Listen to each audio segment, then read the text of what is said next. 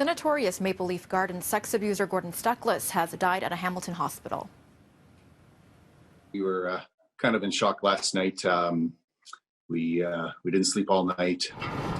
News of the convicted pedophile's death kept the family of Martin Cruz, one of Stuckless's victims, up through the night. Martin had so much pain of everything that had happened to him at the hands of Gordon Stuckless. Martin came forward because ultimately he wanted children protected. He didn't want to have happen to other innocent children of what happened to him. What do you have to say to your victims? What are the new charges that were laid against you? According to his lawyer, Stuckless, known by many as the monster of Maple Leaf's Gardens, died last night after experiencing a brain hemorrhage on Tuesday.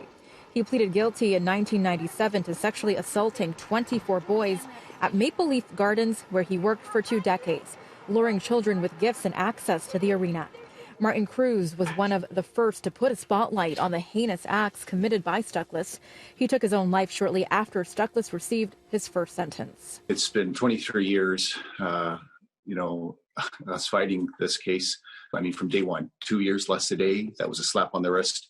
And then he would spend, with our current laws, a third of the sentence initially, and then he was out, and then we appealed it, and he got another 5 years, and he was out after 2 years, and then then he was sentenced to 10 years just 2 years ago, and he was let out after 2.5 years again. And we were shocked to hear on the news that Gordon Stuckless is in the halfway house now. Back in 2014, Stuckless pled guilty to 100 additional charges after more victims came forward.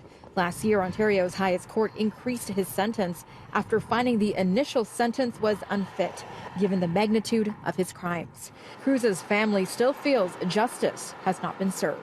We need to change our system so this doesn't happen going forward, because this is wrong. We need to save human beings' lives, and we have to.